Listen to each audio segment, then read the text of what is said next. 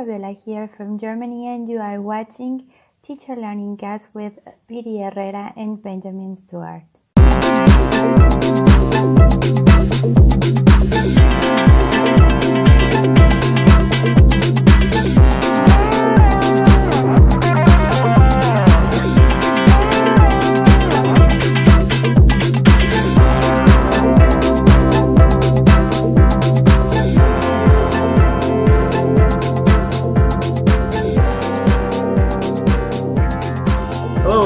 Welcome to Teacher Learning Cast, episode number 13. Today is June 2nd, 2018. My name is Benjamin Stewart, calling from beautiful Aguascalientes, Mexico.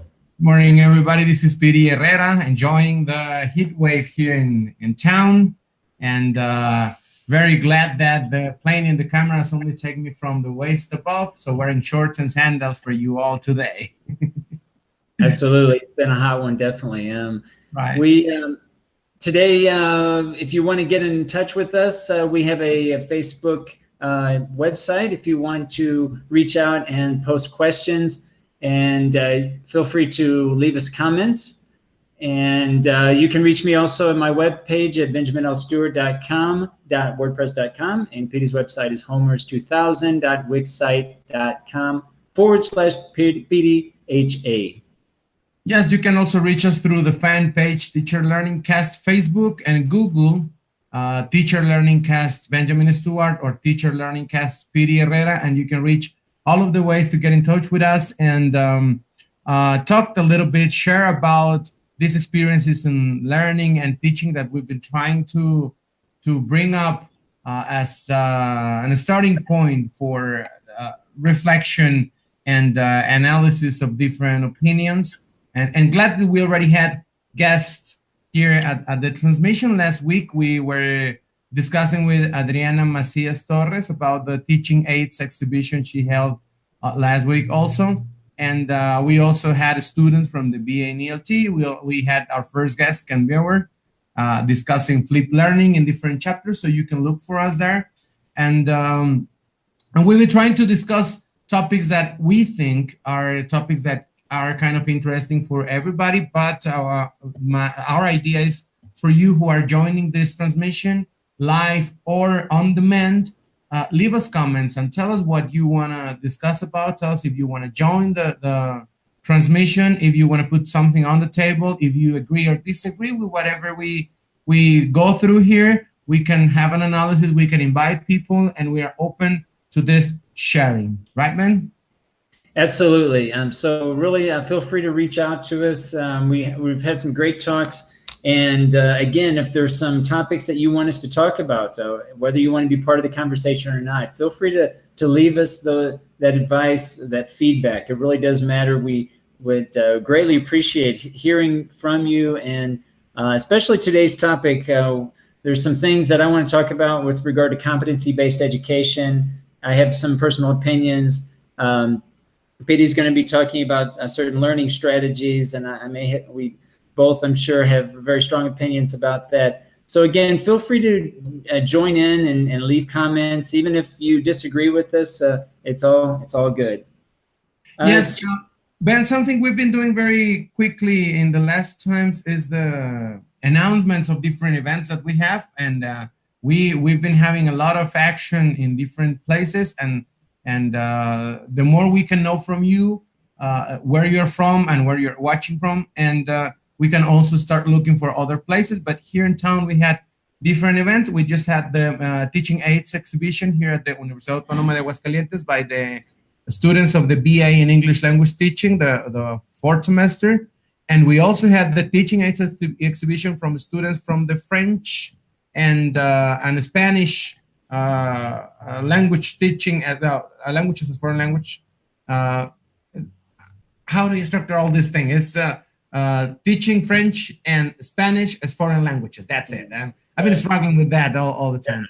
And we try to cover the events. They also held their teaching exhibition.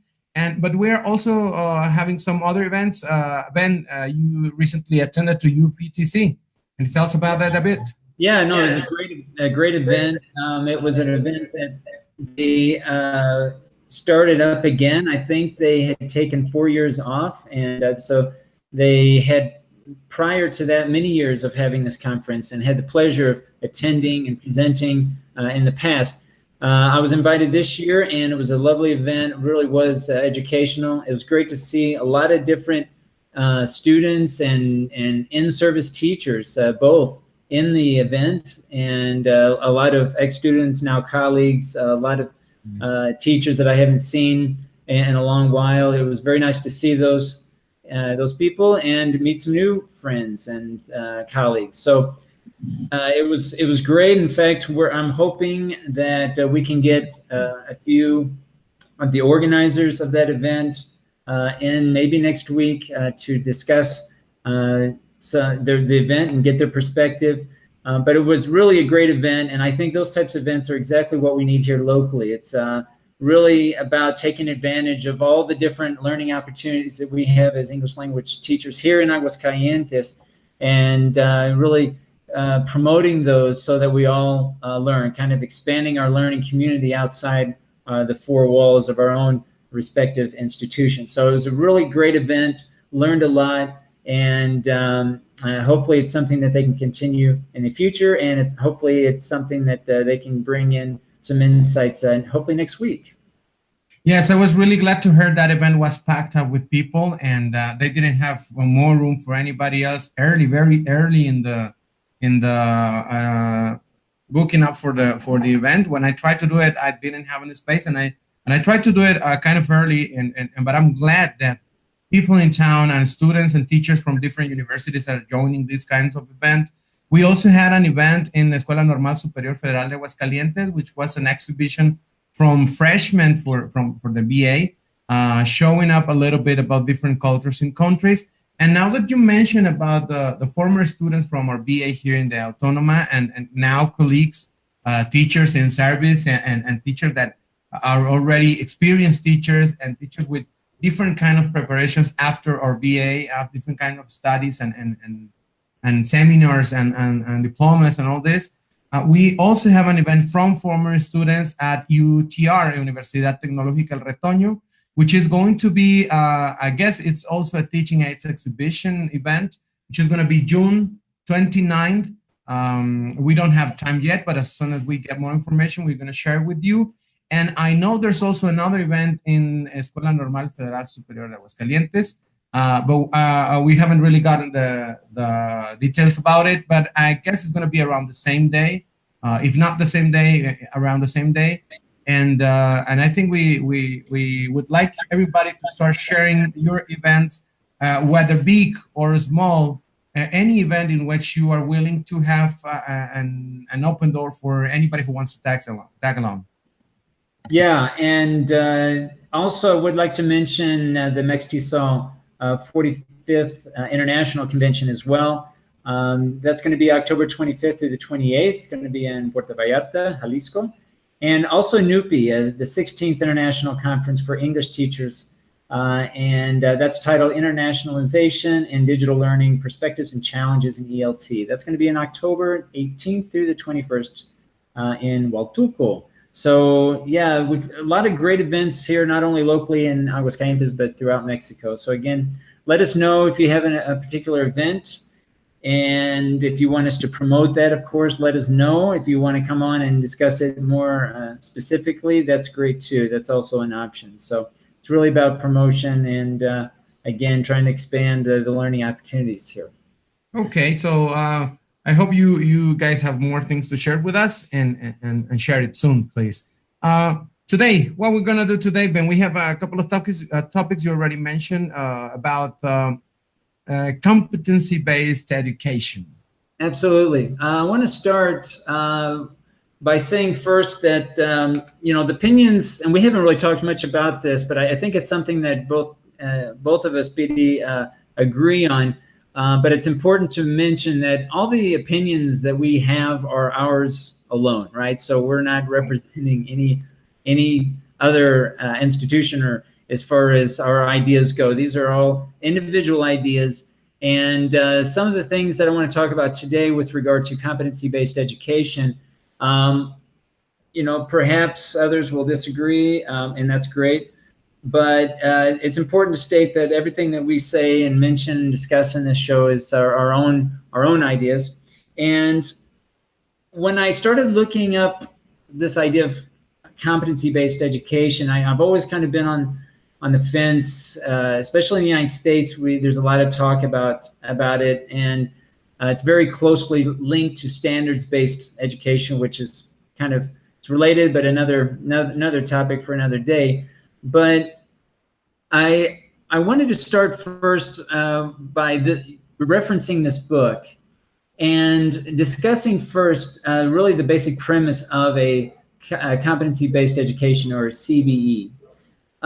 This book talks about how students need to demonstrate mastery. Okay, so really one of the main ideas of CBE is this idea of students mastering proficiency levels. They say that it's sometimes called proficiency and competency. So there's a mix of words too, or terms that are used that mean similar things, that basically mean the same thing. So I think this also adds to possible confusion in really what is a competency-based education. This particular book talks about a more expanded version where students also advance on demonstrated mastery. Competencies include explicit, measurable, transferable learning objectives. They talk about the importance of assessment being meaningful and a positive learning experience for the students. They talk about the importance of differentiated education, so being able to differentiate and the support that students receive. And they also talk about learning outcomes, emphasizing competencies that include the application and creation of knowledge. Okay, so it's not just using the knowledge, but it's actually applying it in new situations and the creation of knowledge as being kind of an element, several elements of personalized competency-based education. Now, this particular book, they throw in this idea of personalized education, and really for today's discussion, I want to stay focused more on just competency-based, because again, personalized education is another topic that we can perhaps talk about on another day. But this book also talks about the Gates Foundation and how they add to this idea of competency-based education by looking at learner profiles, looking at how to define and implement personal learning paths, and also looking at flexible learning environments. So they throw in competency-based in with these other three elements: learning profiles, personal learning paths, and flexible learning environments. And you know, the context that we mainly limit our discussions on are really formal educational context. That is, situations where students are signing up for a course in an institution where there's typically a set time to complete a set of objectives. And so I think that the challenge of a competency-based education is trying to find, well, how do you base the learning experience on this idea of mastery and proficiency level? And if the idea is that students can progress to the next level when they're proficient, when they've reached mastery, regardless of time, there's some limitations, right, that I see in that respect. There's one last thing I want to share here, and this was a definition by the Foundation for Excellence in Education. And they define CBE as a system of instruction where students advance to higher levels of learning when they demonstrate mastery of concepts and skills, regardless of time, place, and pace. Right. So time, place, and pace. So for me, this has big implications here when we look at, well, what does this actually mean when we compare this to the traditional system where time is constant and learning is variable, to a CBE situation where learning is constant and time is variable. It's almost switching it around completely, this idea, you know, and I think in the truest sense of competency-based education, PD, it's like whenever a student reaches a certain mastery level, they should be able to go to the next level, and that should include another grade level or another course if we're talking about within a curriculum. And I think we can see automatically the challenges that we're going to face, especially as English language teachers. I'm thinking about, you know, the teaching of English, right? And what does this mean to implement a competency-based education when time, place, and pace really are turned on its head, so to speak, right? They're completely different, you know? So I don't know, Piry, in your case, what, I mean, how would you look at this? And especially from a teacher, an English teacher perspective, and maybe a teacher training perspective, like, it's one thing to teach the objectives of the class, but then it's another to say, okay, when I have a differentiated classroom or a mixed abilities classroom where some students are really far advanced, others are have a lower level, which is the normal, you know, which is the norm. Everyone, I think, can relate to having a mixed abilities classroom, but how do we actually implement this competency-based education within those types of contexts? It's something kind of difficult to fit into the system, mainly because of what you just said about the classes are established at a certain time, and also in specific context, and we are trying to align courses vertical and horizontal, and we are trying to structure something in which, I don't know if it's fair to put it in that word, but I think we're trying to establish something in which there's always control. There's everything, it's on control according to lines, according to systems, according to electronic systems, according to policies, and that's kind of difficult to fit. And I understand what you mean by these differentiated instructions, which has been a discussion for long. But for example, here in teachers' information, it's difficult to carry on in the classes we had for students teaching practice, and mainly at the early stages. Understand that yes, we're going to have students come with a mastery of the minimum requiring according to the policies or the establishment of the course, and then you have to work with them about a different level from what it's stated in the program. And we have other students which have not faced teaching at any time in their lives, and they have to start from zero and get to a minimum standard required. And talking about the standards and talking about these kind of objectives, we are totally going against this time, place, and pace flexibility for them. So yeah, it's a hard thing to fit, and more than to fit into the system, if there's a way you can manage, I think the model of what I'll try to talk about later, if we have time, because I see what we are discussing here is going to take long. If you have certain models, you can do some try-ups, and you can try to make these adaptations to fit the education to special pace and needs of each student. But how the struggling in there is not to be carried away, and also you have to fulfill the requirements of the institution, of the syllabus you're following, the career, the objectives, and we have to manage this double play. I don't know if I make myself clear in that part, man. Yeah. I mean, I look at it as from two perspectives. It's like I can see implementing it course to course, maybe at the school level. So if an institution is saying, okay, we're implementing this CBE or this proficiency-based type of education where students, if they show mastery of skills and knowledge in a certain area, then they can automatically go to another course, right? But another class or another level. This would be, again, at the institutional level.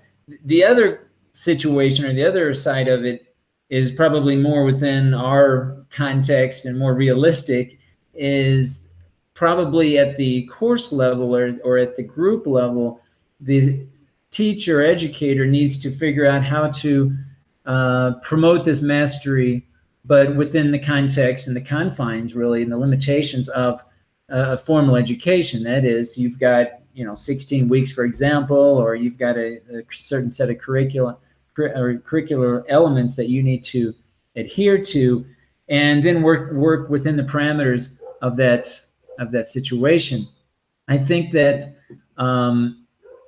there's a lot of things that people talk about with regard to CBE that I think are valid and important, like differentiated instruction, and I'm showing this article here where they're also talking about the terms that we even use to describe it. They say competency-based education, also known as proficiency-based, mastery-based, and performance-based. So, it depends on what word you're even using. For me, performance-based education kind of rings true because we've talked a lot about performance tasks, and then we talked about that at depth. And if that's the same thing as competency-based, okay, that has some meaning for me personally. But this idea of competency-based, where time, place, and pace really are thrown out the window, so to speak. I mean, in the sense that time, okay, whatever time it takes to be able to reach to the next level, okay, you can learn from wherever you want. Okay, that's great with mobile technologies, and that's I get that. And then the pace, everybody, in the true sense, every student would go with his or her own pace.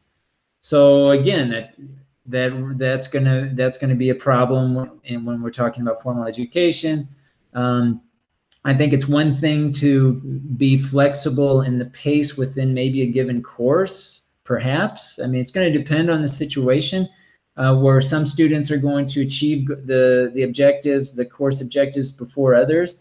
I think that's an important consideration that all teachers, both in-service and pre-service teachers, need to look at is, what happens when some students are going to achieve some goals before others. What are we going to do to keep them engaged and keep them and give them opportunities maybe to learn more and go above and beyond maybe the expectations of the course for those students, while providing support for those students who have yet to meet the course objectives. Right? So I think that question, that problem or challenge that we're going to have, I think is a real problem that we need to address. And if it's within the conversation of competency-based education, great, right? I mean, I think that's fine. But I think for me, that's the central issue: is how do we deal with the mixed abilities classroom and achieving those course goals? Yes, Ben, I think you touched a very important thing in there, mentioning the so-called flexibility, which is limited. It's totally limited, and it's just a variation in the.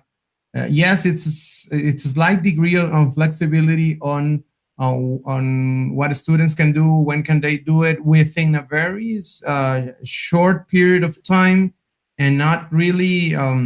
I mean, at the end, whatever happens, whether fast or slow, they have only the 16 weeks. When in this case, for example, or in other institutions, they have what they call quarters, and they have a shorter gap to achieve whatever it's expected from them to achieve. And so flexibility, it's extremely limited in that sense. And the other part of this would be the follow-up. If you really are flexible within the limits, and students are passing from one course to another, and there are things they have to still develop, certain aspects that are not mastered or in the total of their development. Different aspects come to my mind, like the sequence in from one course to another, the relationship from one type of course to another, and beyond that, the follow-up that one teacher can have from one teacher to another. Because right now, my guess would be, and this is just my view and my opinion without any kind of research or really deep thought about this, but my guess would be that the main decision from the teacher comes from the syllabus, not from whatever the students bring from the previous semester. And it's not the same, and we are taking it as the same because you already took that course or you already went through that syllabus. It's supposed that you can handle this, or take for granted that you already know that, or things like those. I think I'm just grasping some kind of scratching some surface and examples, which may be really, really deep things to analyze. Yeah, that's a good point.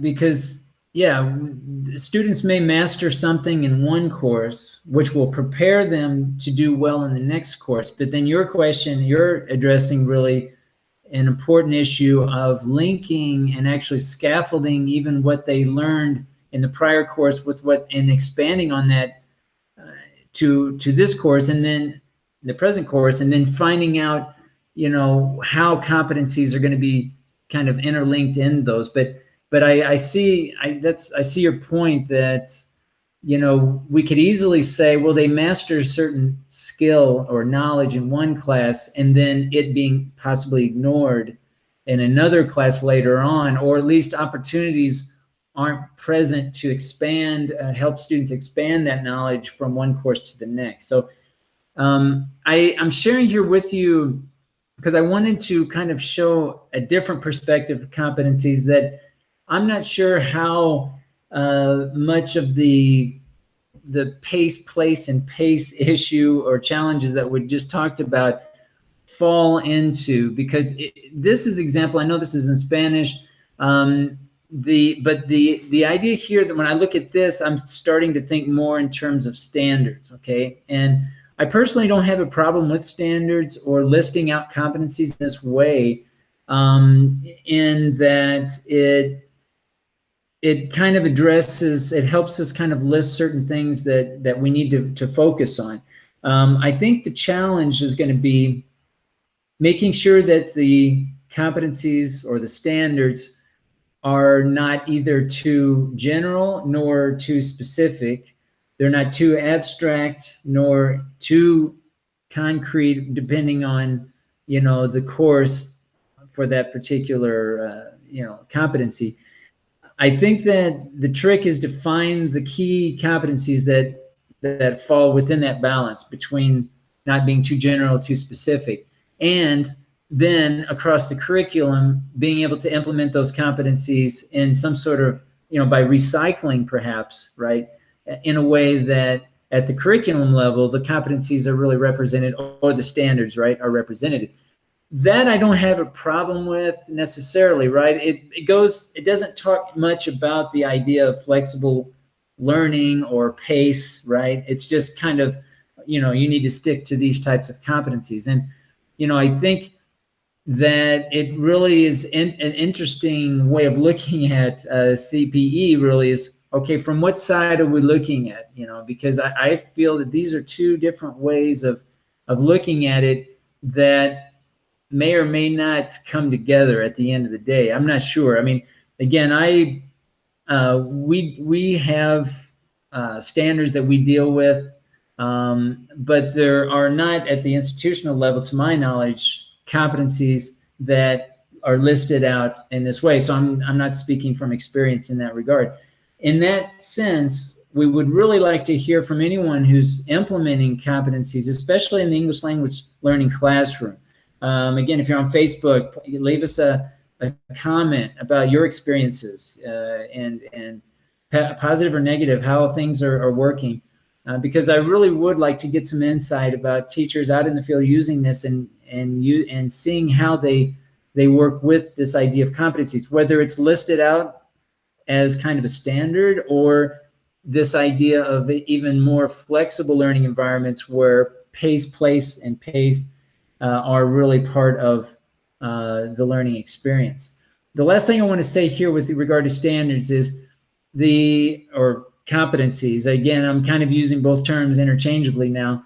the standards for foreign language learning, the 5 C's. Okay, this has been around for a long time, and I thought about the 5 C's here in terms of actually competencies. Really, again, putting aside the idea of the flexible learning, which, again, I'm not saying that it's not important. Of course, we need to have this flexible learning, but if we're going to the level of students can progress and go to another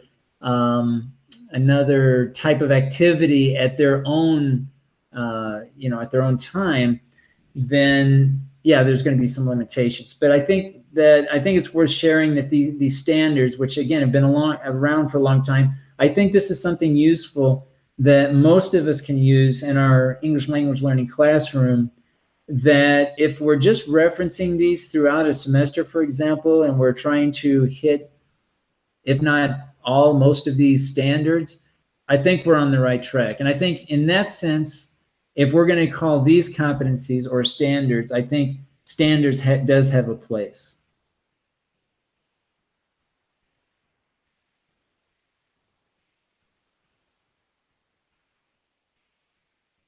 Piry, I think you're muted.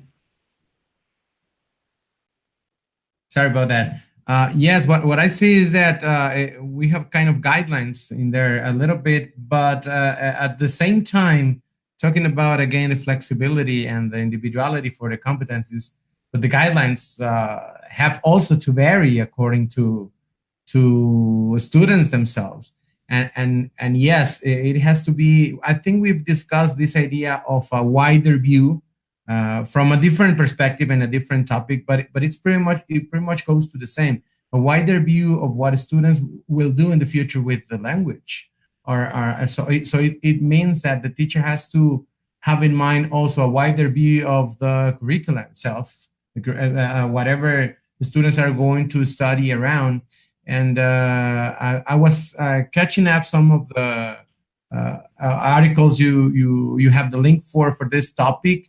And yes, it mentions about the necessity for these models in competency to have different opportunities and different kind of models for students, so they can at least have a wider variety of guides from which they can start to look for their own path and get to develop all this competency they are required for. And finally, I mean, on all these small details, as general comments, but at the same time, I consider one of the cores, I catch in the readings two main aspects that they mention. One of the authors mentioned the competency-based pacing, and the second element being the competency-specific feedback.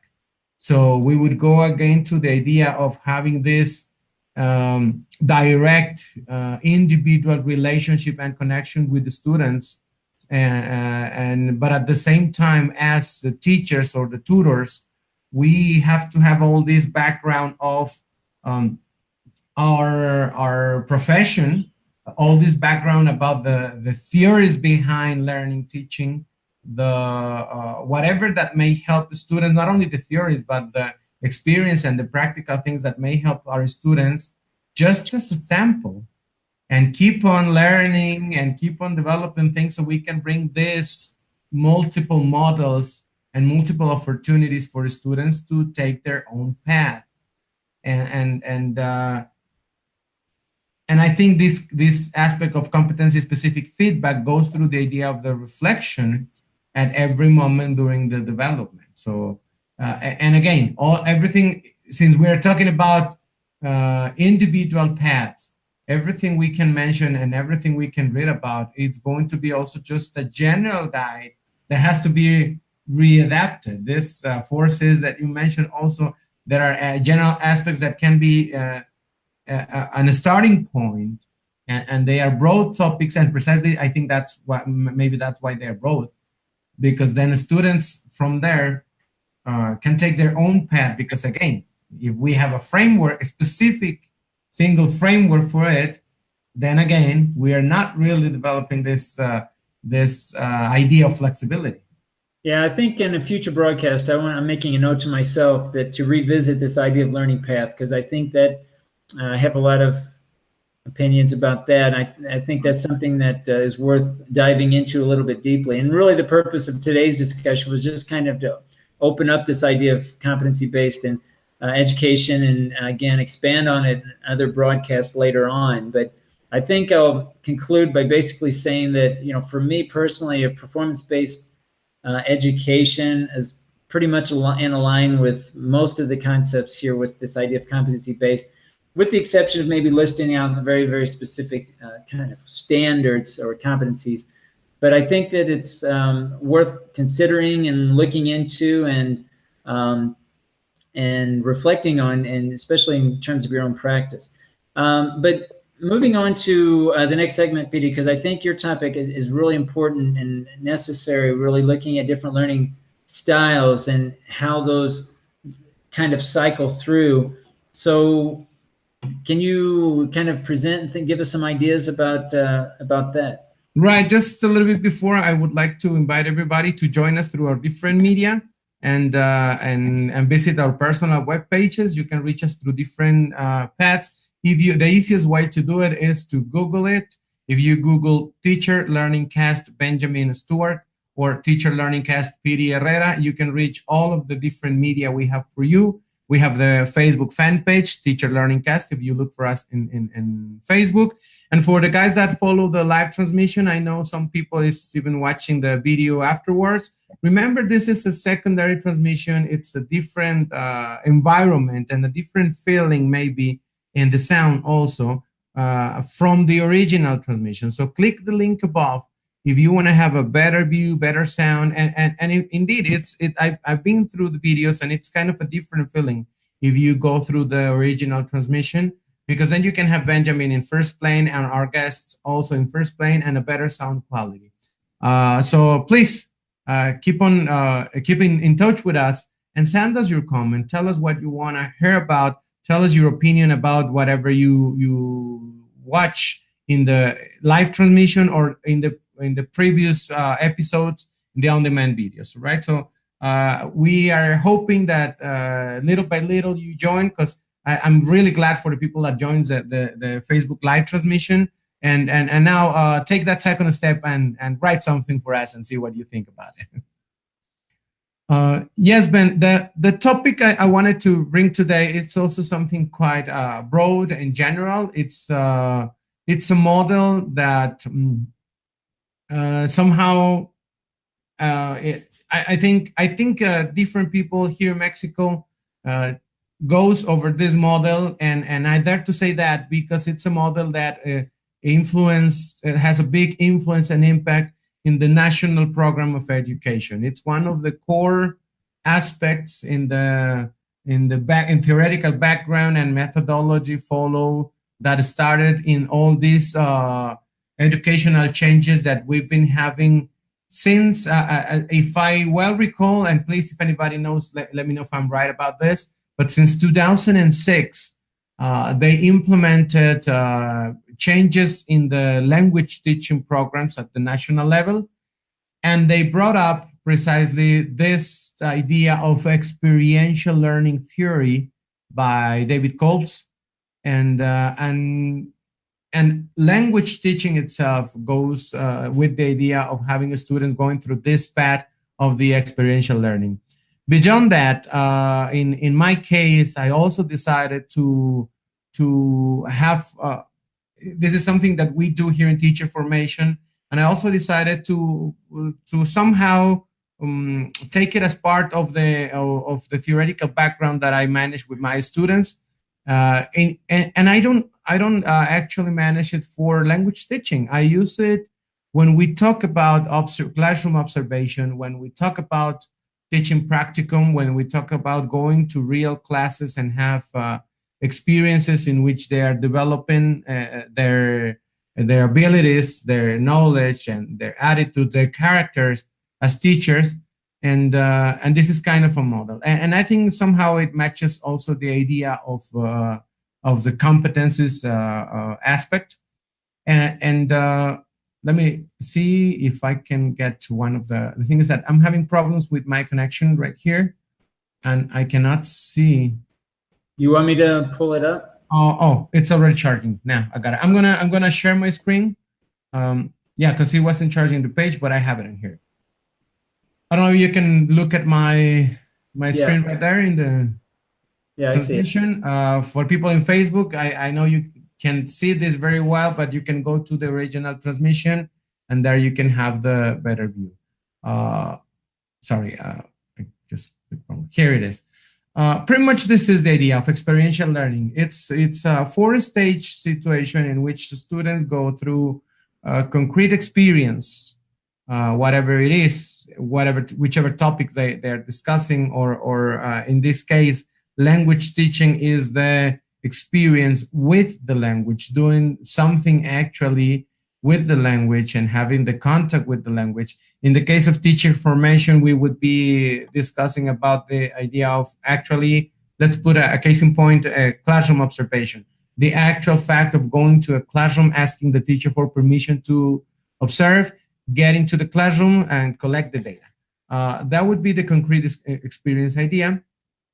With the second stage would be the reflective observation, which is going backwards and reviewing whatever we can actually reflect on about that concrete experience, and start grasping the importance and the specifics of the experience we just had.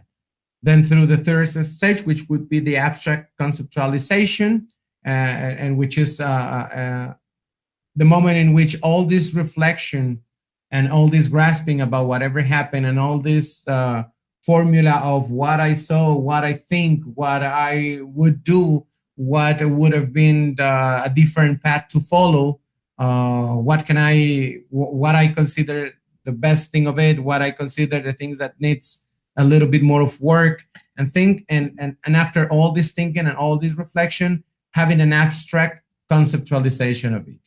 And it's again based on reflection, right?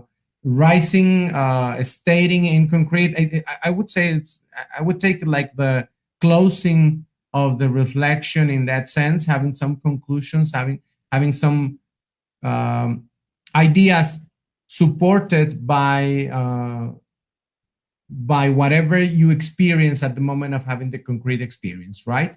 And analyze through the reflective observation, and capitalize, concluded in the abstract conceptualization, in order to get to the fourth stage, which is the active experimentation. The idea there that they actually consider whatever they conceptualize, consider the outcomes of that reflective observation after having the experience, and being ready to do it again, having again, daring to make the slight changes, or maybe there are not changes, maybe there are things that weren't done before, and starting to work with it. So if I'm trying to talk kind of general, because I would like it to fit to any of the areas you are teaching right now, or the viewers are teaching right now. But in fact, it's a four stages idea in which reflection, I would say, is the key word.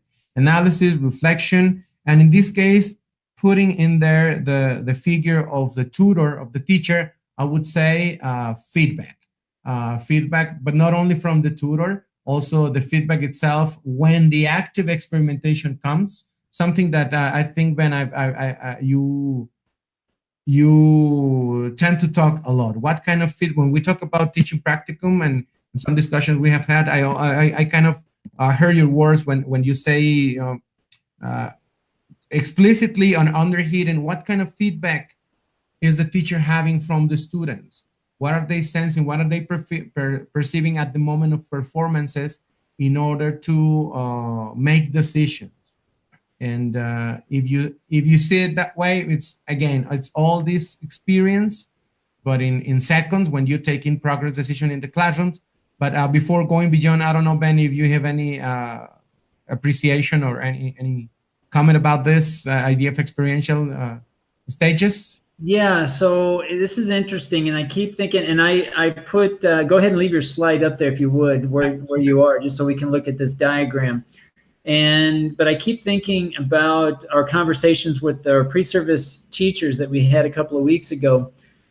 And yeah, talking about reflection and tutoring, the relationship really between you, the tutor, and the pre-service teachers with regard to reflection. And you know, I've looked at this diagram, this experiential learning cycle many times and thought about it a lot.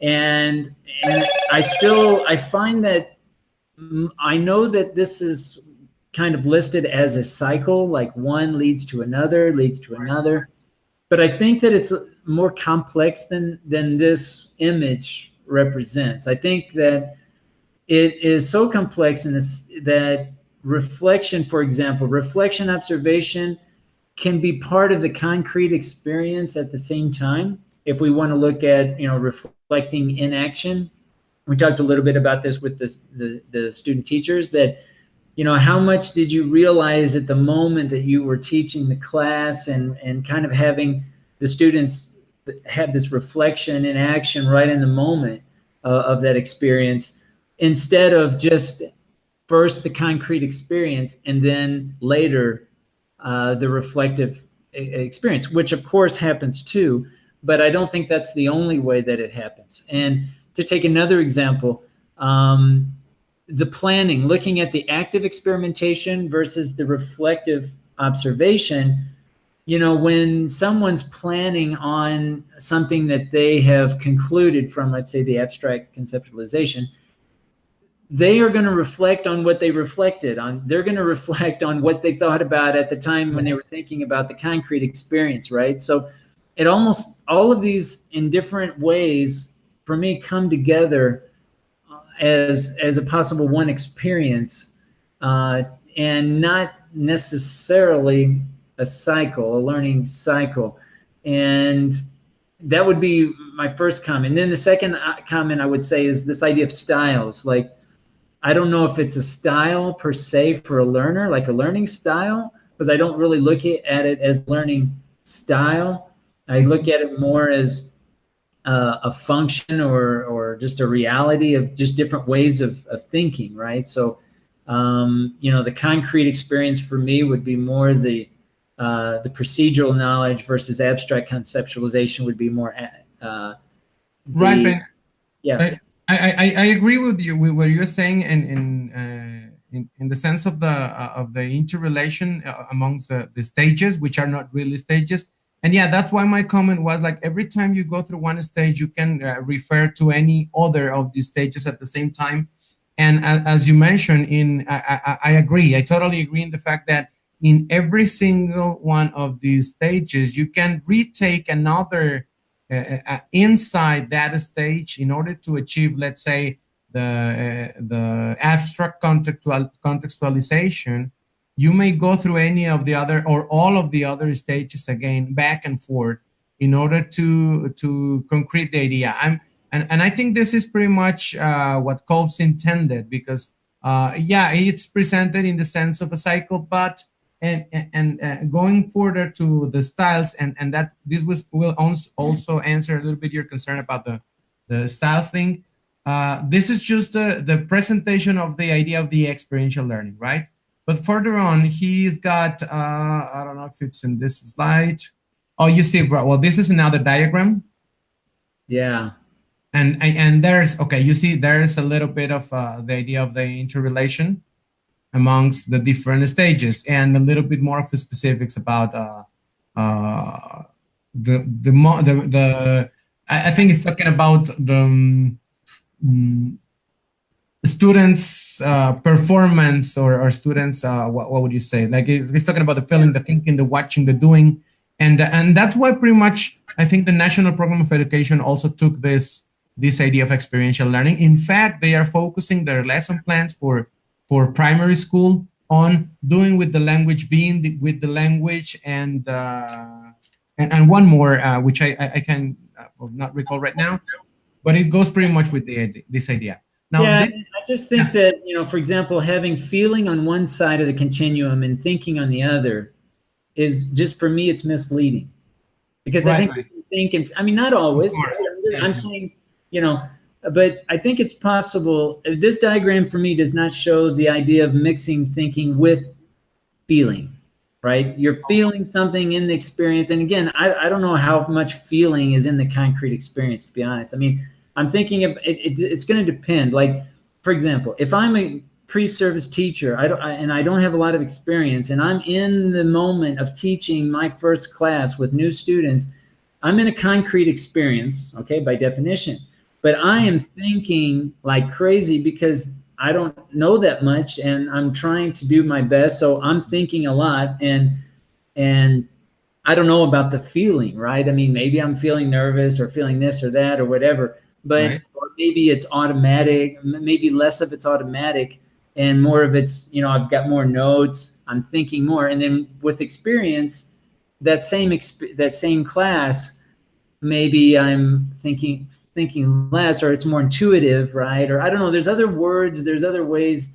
Yeah. And I'm just thinking about what this means to the practice, what implications this type of discussion has on how students reflect. Because I agree with you that, obviously reflection is very, very important in how we do it, and we need to teach and help reflect. But it's like, how do we reflect? Do we reflect in the moment, afterwards? Do we reflect privately or publicly? Right. And this idea doesn't reach that level of openness versus closeness of reflecting and the experience itself, that I think offers another level of learning, of development, of professional development, that again, I think this idea kind of has limitations in that sense. But I think all of these elements I would not disagree with, as far as, active experimentation. Of course, we want to experiment and we want to reflect, and we think abstractly and we think concretely, absolutely. But I think it's the how of it, the complexity, in that we don't lose sight of the complexity of all four of these elements. Yes, and I agree in that sense that it tends to be more of a psychic aspect.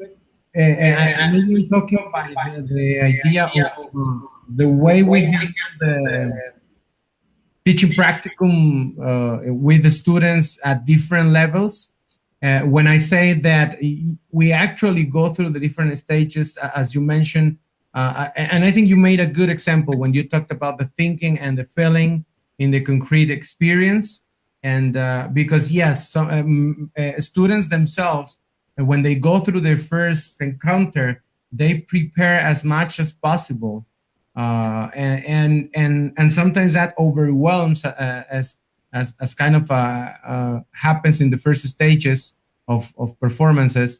The first times they perform, they are overwhelmed by their thinking, exactly, obviously creating a feeling. And yes, and maybe that's why I'm making myself the connection itself. And going a little bit further with the idea of and this is the next part, the idea of the learning styles. The idea is that he kind of makes this mixture of strengths, the idea of having a little bit of strengths over the different stages, let's say, the stages that he mentions in there. And in order to be able to go through the experiential learning idea. And he talks about this idea of accommodating, diverging, converging, and assimilating. And then he describes a little bit the idea from his study about the personality that the person with this style, which would be, in fact, he mentions later, like diverger, assimilator, converger, and accommodator. And there are different characteristics that he mentions. And if you see, he's using it in this graph, well, in this box, the idea of combining two different stages according to the type of the style of the person. Now that's the point where I got kind of looking at the description of the characteristics, looking at the individual personalities of students or pre-service teachers. where they are, and this goes back to what you mentioned, some of our students, they have certain characteristics in which they go more for being reflective and for being always analyzing the situation and trying to understand the situation from a mental point of view. And some others, they are more like practical. They just want to tag along and do it, and they start to making progress decisions. And I think when under this idea of according to their personality, it goes this back and forth between the different stages of the students. I don't know if I'm making my idea through about the experiential learning he mentions. Well, the idea of having the converger, the diverger, the assimilator, and the accommodator is that at the end, and this is my opinion, is that it's not about being converger or being diverger. It's just maybe because of inner aspects or the development you had so far, or your background, or your proper characteristics, your character, you tend to go towards being converger, diverger, assimilator, or accommodator. But at the end, I would say all of us have these characteristics. But yes, we support and we go toward the supports of our strength. For example, in my case, I consider myself kind of more practical in the sense I tend to go through the ideas of directly applying things as soon as possible, whether there's a complete plan or not, maybe. But the idea is to go through the practical and whatever works in immediate, more than deeper analysis or thought or research, which has its big disadvantages, right? And that doesn't mean I don't prepare myself, and that doesn't mean I don't plan. That just means I go and I tend to go towards that idea. And if we think about the stages again, I would say in every, if we put it in that way, that I have the experience, now I'm reflecting on it, now I'm having the concrete, and then I'm trying to apply it again. If you look at it that way, what happens is that at every single stage, I'm trying to do the application itself. It's not exclusive in that sense. I mean, in my experience. Yeah. Again, I think you're explaining this very well, and I think that you know, my perspective is really from the basis of that I don't think learning styles exist. And if you go to YouTube, there's a really good couple of videos. If you just search learning styles don't exist, there'll be some interesting talks there. And basically my only premise here is that the learning styles, if those are going to be called converger, diverger, assimilator, and accommodator, that for me, those are just different ways of thinking.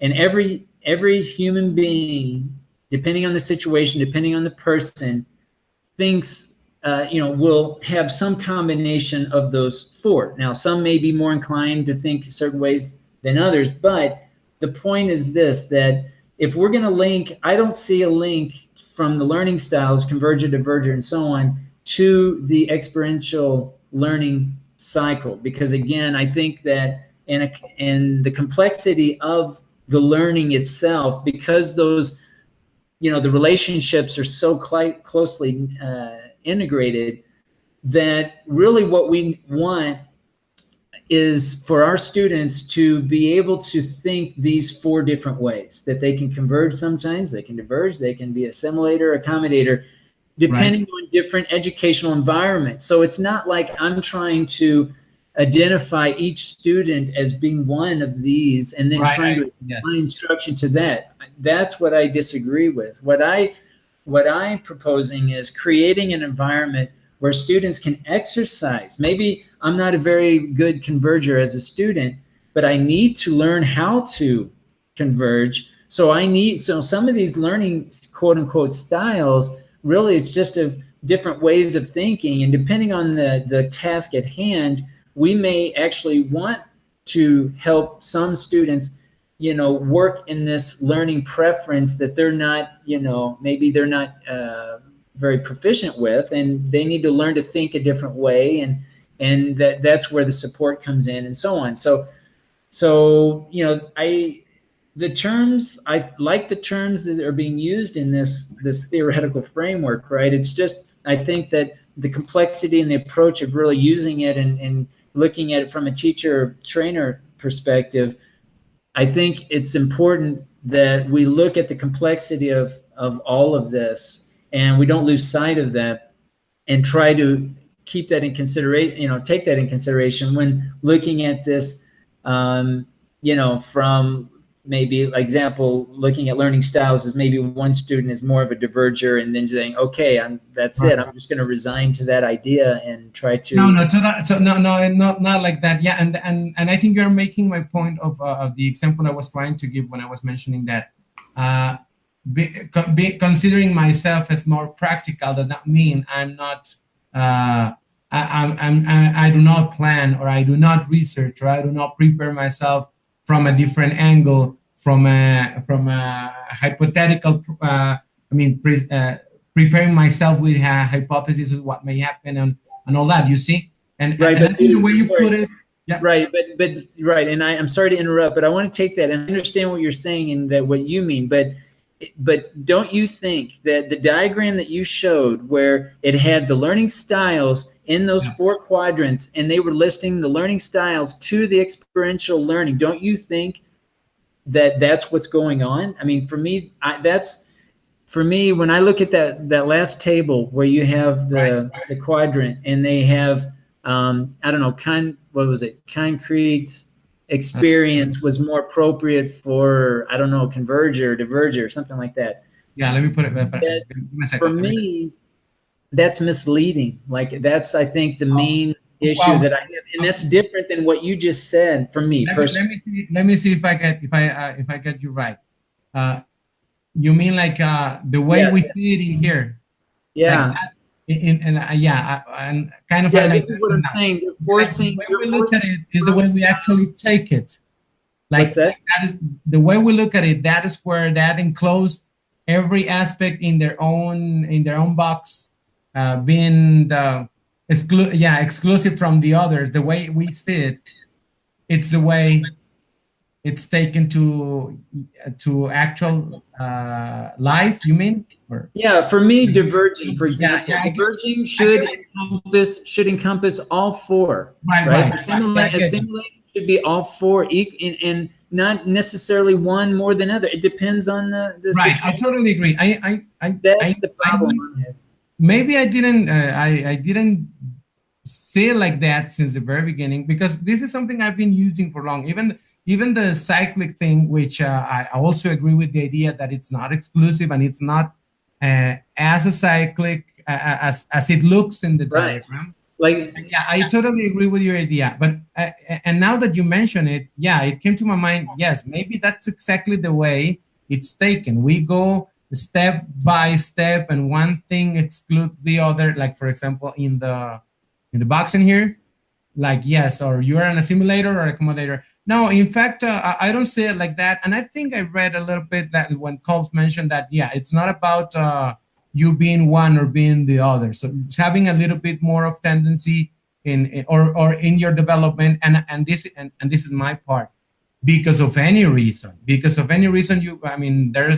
I wouldn't attach that strength. I would take it as my strength side.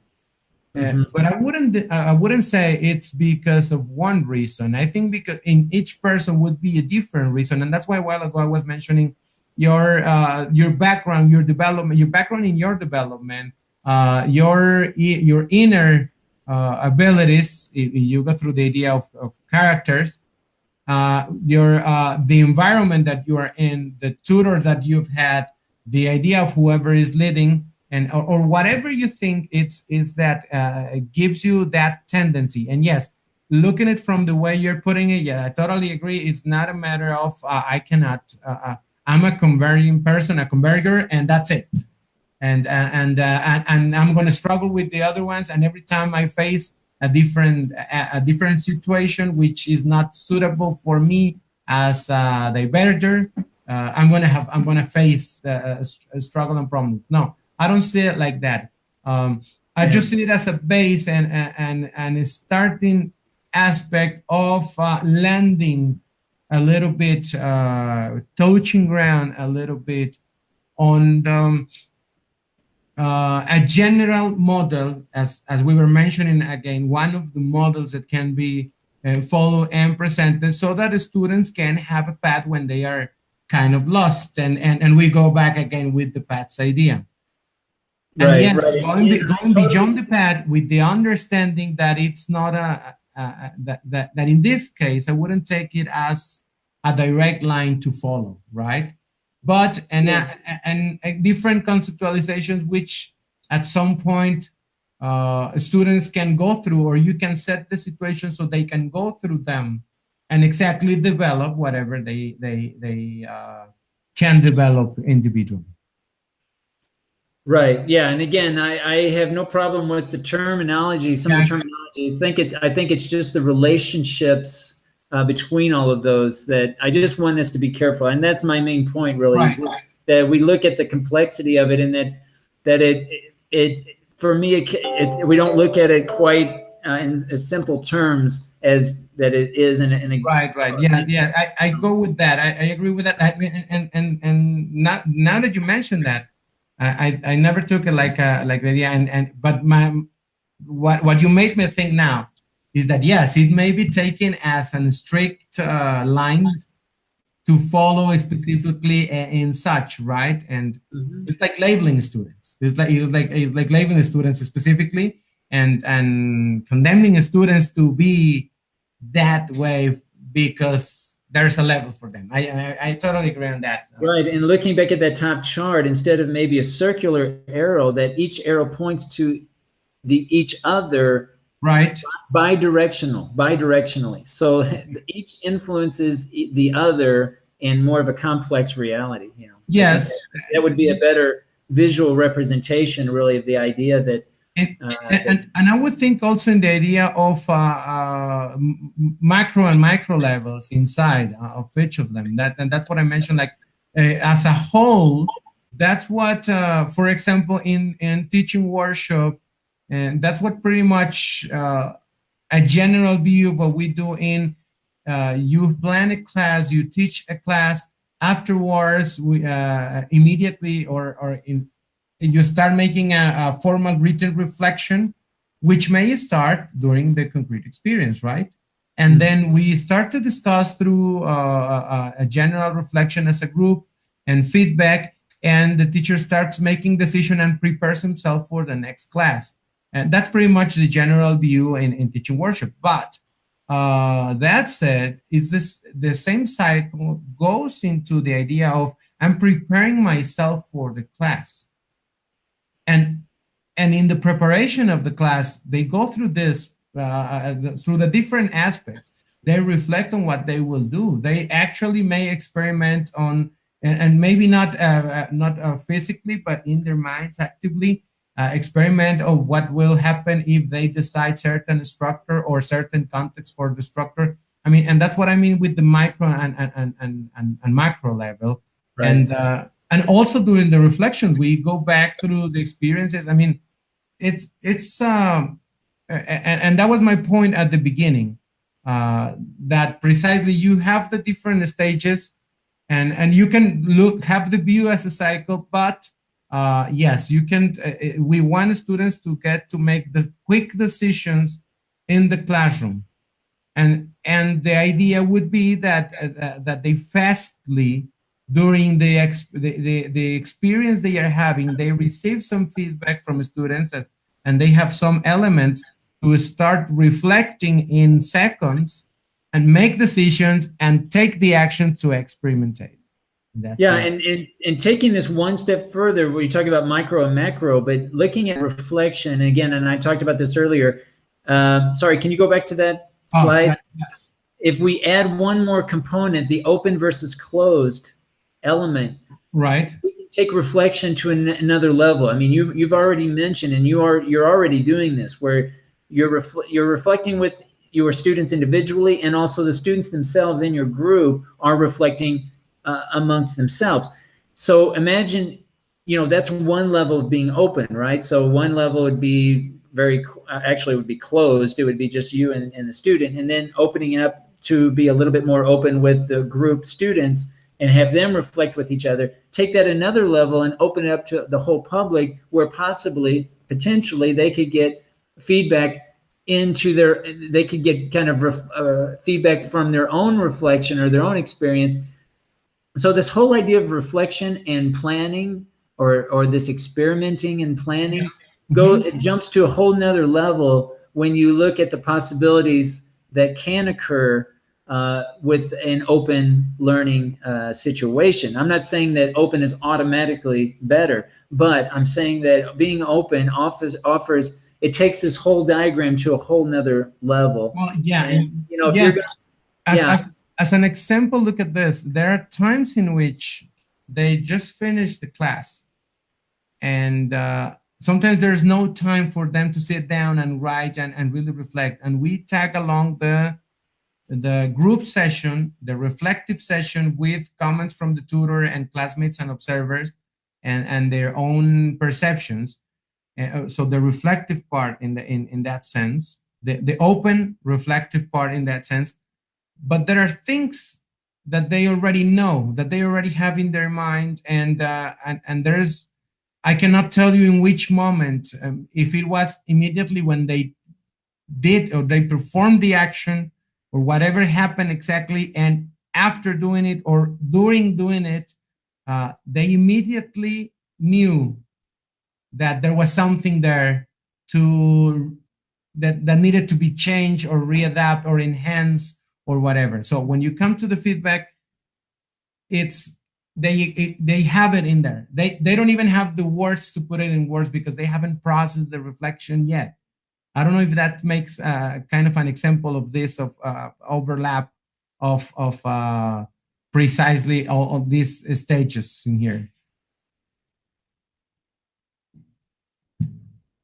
Ben, are you there? Sorry, I had my mic muted. Yeah, definitely, absolutely. Like, being able to provide more of an open learning situation allows the reflecting to be more closely related to the experience itself. So, for example, one of the takeaways that I got from our conversations with our pre-service English language teachers a couple of weeks ago was that they told us that over time they started becoming better at reflecting in action, right? At the beginning, it was more, they relied more on reflection on action, which happens after the event.